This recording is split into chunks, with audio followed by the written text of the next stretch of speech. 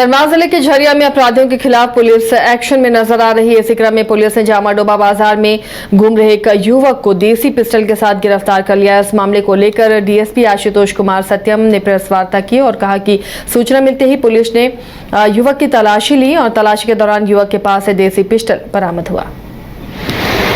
कल दिनांक 29/5 को संध्या गश्ती के क्रम में जोड़ापोखर थाना प्रभारी पुलिस निरीक्षक राजेश प्रकाश सिन्हा जी को एक सूचना मिली कि नवाडी बोकारो थाना क्षेत्र का एक कांड है, उसमें हत्या का एक आरोपी इनके थाना क्षेत्र में जामाडोबा में ट्रांसपोर्ट रोड पार्किंग के पास भ्रमणशील है। इस सूचना के सत्यापन के क्रम में इनके द्वारा जाकर के छापामारी किया गया तो वहां उसको पकड़ लिया गया और उसके पास से सर्च करने पर एक देसी कट्टा बरामद किया गया। इसके उपरांत जोड़ापोखर थाना कांड संख्या 49/25 दर्ज किया गया है आर्म्स एक्ट की सुसंगत धाराओं में। इस अभियुक्त के विरुद्ध जो है पूर्व में भी जोड़ापोखर थाना में 2 कांड दर्ज है और बोकारो के नवाडी थाना में भी 1 कांड दर्ज है। छापामारी दल में स्वयं राजेश प्रकाश सिन्हा पुलिस निरीक्षक एवं थाना प्रभारी थे, साथ ही पुअनी सुधांशु कुमार, पुअनी गिरधर गोपाल, पुअनी कौलेश्वर राम और थाना के सशस्त्र बल के जवान शामिल थे। कल दिनांक 29/5 को संध्या गश्ती के क्रम में जोड़ापोखर थाना प्रभारी पुलिस निरीक्षक राजेश प्रकाश सिन्हा जी को एक सूचना मिली कि नवाडी बोकारो थाना क्षेत्र का एक कांड है, उसमें हत्या का एक आरोपी इनके थाना क्षेत्र में। धनबाद के सर्किट हाउस में जिला 20 सूत्री समिति की बैठक में प्रभारी मंत्री जिला में नियुक्त करने की मांग उठी। जिला 20 सूत्री समिति के उपाध्यक्ष ब्रजेंद्र प्रसाद सिंह ने मीडिया को बताया कि प्रभारी मंत्री की नियुक्ति नहीं होने से जिले का विकास कार्य अवरुद्ध होता है। समिति का विस्तारीकरण के लिए यह आवश्यक है कि झारखंड सरकार के द्वारा प्रभारी मंत्री नियुक्त किया जाए। उन्होंने कहा कि बैठक में आगामी दिनों में होने वाले मानसून को देखते हुए जितनी भी जर्जर सड़क और नालियां हैं उसकी अविलंब मरम्मती नगर निगम कराए, साथ ही बिजली समस्या का निदान हो, धनबाद सीओ कार्यालय में व्याप्त भ्रष्टाचार दूर हो, जमीन कम्यूटेशन कराने के लिए लोगों को 6-6 महीने तक कार्यालय के चक्कर ना काटने पड़े, ऐसी व्यवस्था लाने के लिए अब उपायुक्त से मिलकर उन्हें सारी बातों से अवगत कराने का भी निर्णय लिया गया। जिला 20 सूत्री समिति के कमेटी की बैठक हुई थी जिसमें हम प्रखंड अध्यक्ष जो भी 20 सूत्री के हैं उनको आमंत्रित किए थे और सभी हमारे जितने भी प्रखंड अध्यक्ष हैं 20 सूत्री के जिला के जितने भी मेंबर हैं सभी लोग आज आए और एक स्वर से सभी का मांग है कि धनबाद जिले में बिजली की बहुत लचर व्यवस्था है, इसको अविलंब सुधारा जाए। यहाँ से अगर नहीं सुधारा जाएगा यहाँ तो यहाँ जो भी औद्योगिक काम हो रहे हैं और जो भी उद्योग धंधा है वो दूसरे जगह लेकर चला जाएगा। इसलिए हम नए उपायुक्त महोदय से मांग करते हैं कि धनबाद ऐसे औद्योगिक नगरी में 24 घंटा निर्बाध बिजली मिलना चाहिए। दूसरा कि सबसे यहाँ ज्वलंत मुद्दा है दाखिल खारिज का। आप जमीन ले लेते हैं लेकिन दाखिल खारिज कराने जाइएगा तो आपको अंचल कार्यालय का चक्कर लगाते लगाते बहुत ही परेशानियों का सामना करना पड़ता है। हमारे मुख्यमंत्री जी भी बोल चुके हैं कि अंचल कार्यालय सबसे बड़ा भ्रष्टाचार का अड्डा बना हुआ है और हम समझते हैं कि नए उपायुक्त महोदय इस पर अंकुश लगाने का पूरा प्रयास करेंगे और हमको लगता है कि ये काफ़ी तेज़ तर्रार उपायुक्त यहाँ आए हैं, हम लोग को मिले हैं तो उसमें अंकुश लगाएंगे और वैसे भ्रष्ट जो अंचल अधिकारी हैं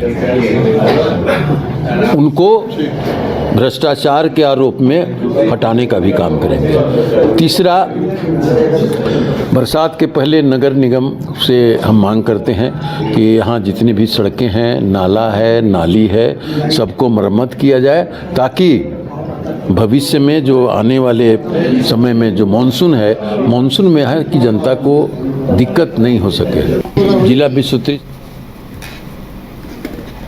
बोकारो में 50 के आसपास डायलिसिस मरीजों की जान खतरे में है। हम ऐसा इसलिए कह रहे हैं क्योंकि अस्पताल प्रबंधन ने डायलिसिस मरीजों के लिए सेवा बंद कर दी है और ये ऐसे मरीज हैं जो आयुष्मान योजना के तहत अपना इलाज करा रहे थे, लेकिन डायलिसिस सेंटर को आयुष्मान योजना का भुगतान लंबे वक्त से नहीं किया गया, जिसकी वजह से अस्पताल प्रबंधन ने आयुष्मान सेवा को ही बंद करने का फैसला लिया है। डायलिसिस बंद होने से हम लोग का जीवन बंद हो जाएगा सर, और हमारा ही नहीं जीवन बंद होगा। डायलिसिस आयुष्मान से हो रहा है तो हम हमारे परिवार के लोग भी ये हैं, अगर यदि कुछ पैसा देना पड़ेगा परिवार वाले भी रोड पर आ जाएंगे मेरे साथ साथ, क्योंकि ये बहुत महंगा खर्च है। इसमें जो है हम लोग सहन नहीं कर पाएंगे, वहन नहीं कर पाएंगे इसके खर्च को, जिससे बंद होने से 7 दिन के अंदर में मृत्यु हो सकता है। खतरा तो सर समझिए जीवन के साथ ही खिलवाड़ हो रहा है। हम लोग तो जी नहीं पाएंगे, ना इसका खर्च उठा सकते हैं, और ना आने वाले समय भी हम लोग उठा सकते हैं।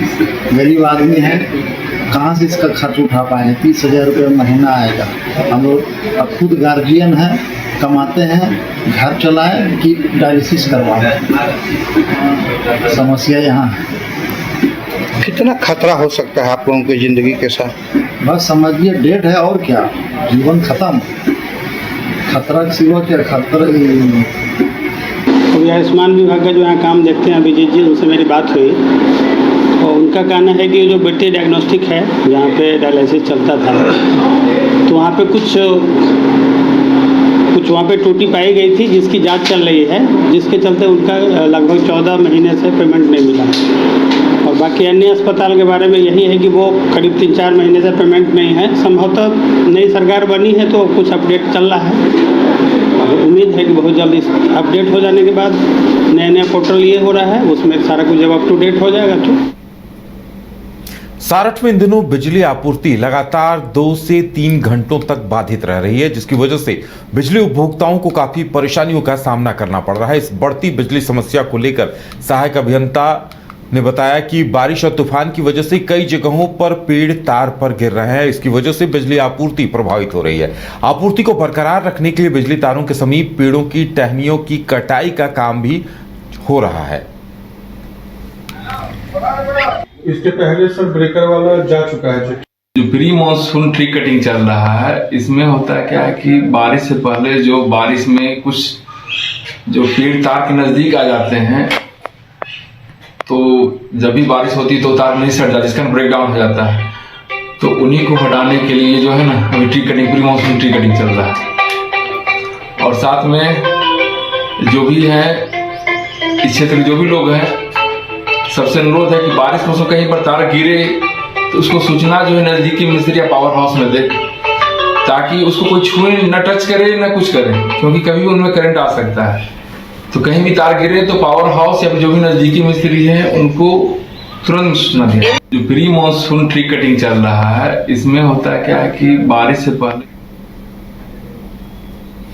झरिया में पानी भरने को लेकर 2 पक्षों के बीच विवाद हो गया। विवाद इस कदर बढ़ गया कि स्थानीय जनप्रतिनिधियों और पुलिस अधिकारियों के बीच बचाव करने के लिए मौके पर उन्हें पहुंचना पड़ा। दरअसल एक पक्ष ने सरकारी नल पर कब्जा जमाते हुए अन्य लोगों को पानी लेने से रोक दिया। इतना ही नहीं, एक पक्ष ने नल को तोड़कर अपने घर के करीब ले जाना चाहा। हालांकि जब जनप्रतिनिधि और अधिकारी पहुंचे तो जाकर मामला शांत हुआ। मौके पर पहुंची स्थानीय विधायक रागिनी सिंह ने विपक्ष पर ओछी राजनीति करने का आरोप लगाया। वहीं जनता मजदूर संघ की संयुक्त महामंत्री आसनी सिंह ने आरोप को सिरे से खारिज करते हुए कहा कि विधायक बेवजह इस मामले को तूल दे रही हैं।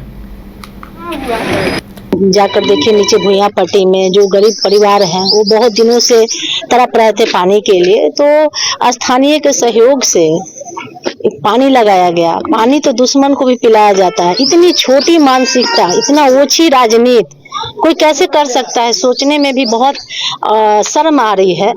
किसी को लगाना है तो बाकायदा अपना सिस्टम से अपना पाइपलाइन ले ले, या पानी भरने के लिए तो किसी को रोका नहीं गया। हम लोग तो किसी के जैसा ओछी राजनीति कर नहीं रहे हैं। हमारे जितने भी कार्यकर्ता थे पिछले रीजन में सबको पानी रोक दिया गया था, नल तोड़ दिया गया था, ऐसी ओछी राजनीति की गई थी।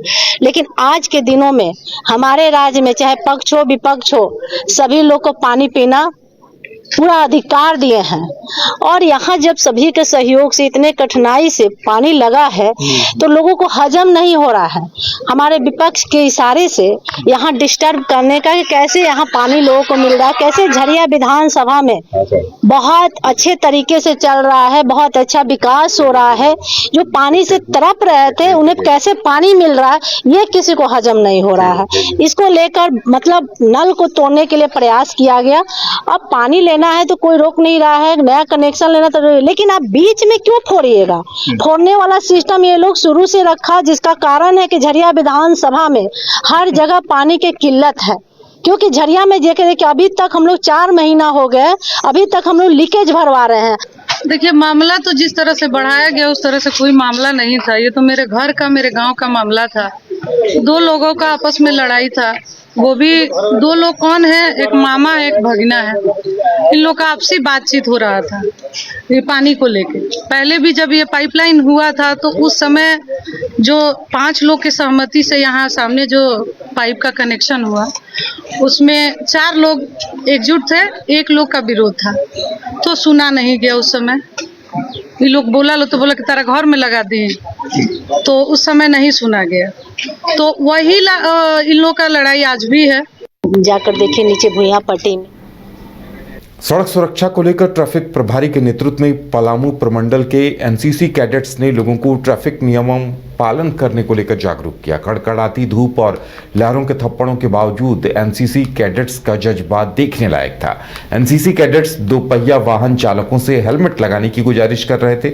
इसी के साथ 4 पहिया वाहनों को रोककर वाहन चालकों से सीट बेल्ट लगाने का अनुरोध किया गया। उन्होंने वाहन चालकों से किसी भी हालत में शराब पीकर गाड़ी नहीं चलाने की हिदायत दी। 6 मुहान से निकाली गई जागरूकता रैली कचहरी रोड से होते हुए रेड़मा चौक तक पहुंची। वरीय पदाधिकारी खासकर एसपी मैम के आदेशानुसार एनसीसी के बच्चों से, उनके पदाधिकारियों से, सीओ सर से टाइम लिया गया था।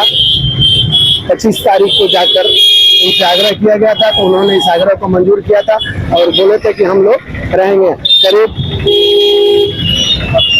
100 बच्चे एनसीसी के बच्चे और बच्चियां थे और 10-12 पदाधिकारी लोग भी थे। जैसे पंजाब रेजिमेंट के जवान थे, 44 बटालियन के जवान थे और विभिन्न बटालियनों के सीमा सुरक्षा बल के भी जवान थे। राजधानी रांची के ओल्ड एजी कॉलोनी स्थित साईं मंदिर का 12वां स्थापना दिवस समारोह धूमधाम से मनाया गया। इस अवसर पर पूरे विधि विधान के साथ साईनाथ की पूजा अर्चना की गई। वहीं स्थापना दिवस के अवसर पर महिलाओं ने बढ़ चढ़कर कलश यात्रा में हिस्सा लिया। उसके बाद देर शाम साईनाथ को पालकी पर सवार कर नगर भ्रमण भी कराया गया।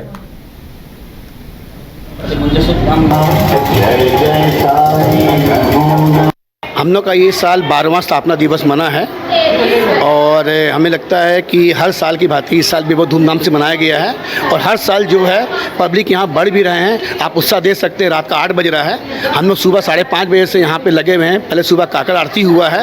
काकड़ आरती होने के बाद हमारा कटरू में निकला है अपना कलश यात्रा। उसमें करीब 50 से 55 औरतें थी वहाँ पे और सब ने लाल कलर का कपड़े पहने हुए थे। वहाँ होने के बाद हम लोग वापस आके बाबा का स्नान किए हैं। स्नान होने के बाद करीब 9 साढ़े 9 बजे के बाद आरती हुआ है और दोपहर में 12 बजे के आसपास भंडारा था। भंडारा में करीब हमको लगता है आज 400 से 500 आदमी लोग आके प्रसाद लिए हैं। बरसात बीच में आया था लेकिन बरसात आने के बावजूद भी पब्लिक यहाँ पे थे और 3 बजे से लेकर यहाँ पे सिंगर आए हुए थे बाहर से, जिन्होंने यहाँ 2.5 घंटा 3 घंटा बहुत अच्छे से यहाँ पे नाच गाना का हम लोग ये किए हैं। 6 बजे के आसपास हम लोग का यहाँ का पूजा ख़त्म किए हैं और हमारी जो महिला समाज लोग हैं उनके तरफ से यहाँ पे 56 भोग और एक छोटा सा केक काटा गया है बच्चों के हाथ के द्वारा। और उसके बाद 6:30 पौने 7 बजे के आसपास पालकी यात्रा निकले हैं जो अभी हम लोग वापस अभी आ रहे हैं और पालकी यात्रा में भी हमको लगता है कटरू हम लोग भ्रमण किए हैं और कुछ 100 से लेकर 125